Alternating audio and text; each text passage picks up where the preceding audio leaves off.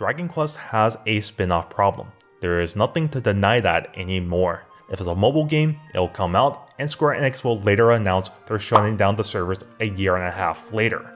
Or if it's a console game, we'll find out in a financial report the game didn't meet sales expectations, or we'll take a look at the week 1 sales to know the game bombed.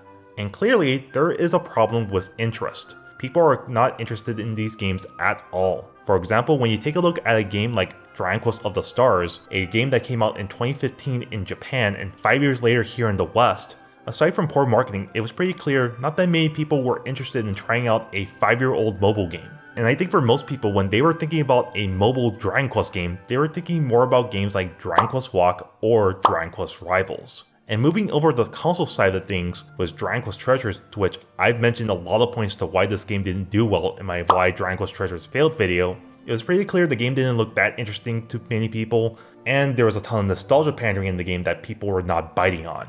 And now finally with Infinity Strate's Dragon Quest The Adventures of Dai, it doesn't take a sales analyst to understand the game bombed, selling only 38,000 copies in its first week in Japan, and the fact that Japanese retailers discounted the game half off definitely shows how bad this game is doing. And if this was a mainline Dragon Quest game, Square Enix would be pressing that panic button. And it's very clear to why this game didn't do well. From the fact that it came out a year after the 2020 anime concluded, all the bad reviews, and the fact for Western customers it was a digital only release.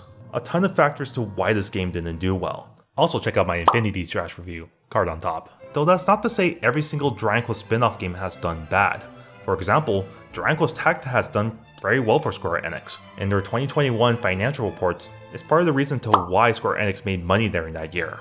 And I believe it has to do with good marketing. The game was marketed properly. A lot of YouTubers had hands-on with the game, and hell, even James Rolfe talked about the game for a bit. So it's definitely a shame that the other spin-off games were not given the same treatment as Dragon Quest Tact. Though I believe there's another reason to why these spin-off games are not doing well. As we know already, Dragon Quest XI is the newest game out, and Square Enix has built a brand new base of Dragon Quest fans. But they clearly don't understand what the base is looking for. As new Dragon Quest fans, they want a way of playing the older mainline Dragon Quest titles, which is clearly because they've never played them before. But options are limited. They're either forced to emulate these games, play on mobile, or buy an old console.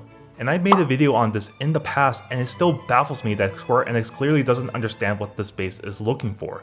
As new Dragon Quest fans, they need a way of playing the older mainline games on modern platforms, but they clearly believe that spin-offs are the way to go. But even then, hindsight is 2020 when it comes down to the issues we're seeing with these spin-off games.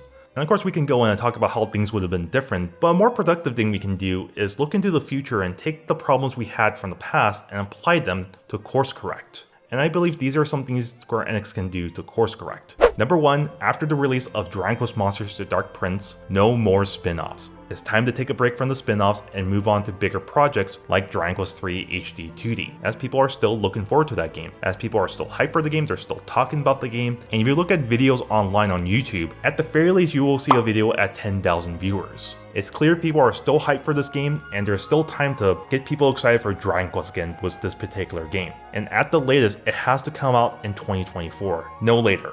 Alongside hyping people up for Dragon Quest III HD 2D, it's also time to go out and start hyping people for Dragon Quest XII as well, as once again for the same reasons, people are still excited for Dragon Quest XII. People are still curious about things like gameplay changes and the such. So start marketing Dragon Quest XII as soon as possible and hopefully have it out by 2025. And finally, Square Enix needs to figure out a way of getting the older mainline Dragon Quest titles onto modern platforms. Figuring out how to get Dragon Quest 1 and 2, getting the Zenithian trilogy on there, or 7, 8, and 9, and even figuring out a way of dragging Dragon Quest X out of Japan and over to the West. As once again, to introduce the newer base, you have to introduce them to the older games. And even if Square Enix doesn't follow everything I'm saying in this video, it should be clear to Square Enix they need to course correct with the Dragon Quest franchise because what they're doing right now isn't working.